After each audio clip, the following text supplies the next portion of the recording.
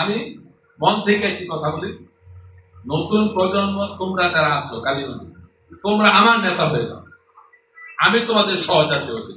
তোমরা যে কোনো সময় যে কোনো পরামর্শ দিবা, এই যুগের সাথে মিলিয়ে কি করণীয়, ভবিষ্যৎ প্রজন্মকে আমরা কি স্বপ্ন দেখাতে চাই, কি কাজ আমরা করতে চাই, কি করলে তোমাদের কল্যাণ হবে, সেইগুলি প্রয়োজন লিখিত আকারে আমাকে দিবা।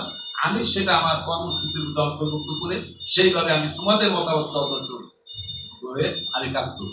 এবং তোমরা ধরে নাও বয়সের ব্যবধান রয়েছে, শিক্ষাগত ব্যবধান রয়েছে। ব্যবধান বলতে আমি বুঝাচ্ছি বয়সের শিক্ষাগত, কিন্তু তোমরা অনেকে আমার চেয়ে ভালো জানো, আমার চেয়ে ভালো রেজাল্ট তোমাদের আছে। তারপরে বলি এই যে পার্থক্যটা আমি রাখতে চাই। তোমরা আমার সাথে থাকো, তোমরা বয়সে ছোট হলো লিটারেচার করবে।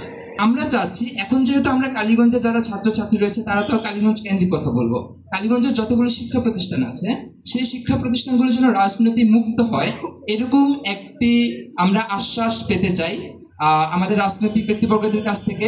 এবং যারা স্টুডেন্ট পলিটিক্স করবে এটা তাদের রাইটস আছে, কিন্তু আমরা চাই যারা এই সুযোগটা করে দিবে স্টুডেন্টদের পলিটিক্স করার জন্য, তারা যেন স্টুডেন্ট লিডার যারা আছে তারা যেন খুব আইডিয়াল হয় অন্যান্য স্টুডেন্টদের সাথে। এমন একটি কালীগঞ্জ আমরা দেখতে চাই এবং এমন বাংলাদেশ দেখতে চাই যেখানে ভোটের দিন হবে উৎসবের দিন, কোনো কারচুপি থাকবে না, স্বচ্ছ এবং একটি সুন্দর মাধ্যমে ভোট অনুষ্ঠিত হবে।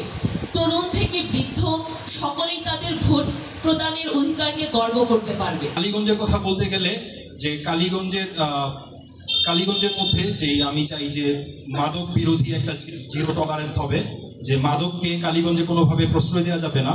মাদকের মাধ্যমে যুব সমাজ অন্ধকারের দিকে চলে যায়। আমরা কালীগঞ্জবাসী গাজীপুর 5 আসনে একজন সৎ, মেধাবী, চরিত্রবান, ধার্মিক নেতা দেখতে চাই, যিনি আমাদের কালীগঞ্জকে গড়ে তুলবেন একটি পরিচ্ছন্ন, দুর্নীতিমুক্ত এবং উন্নত নগরী হিসেবে।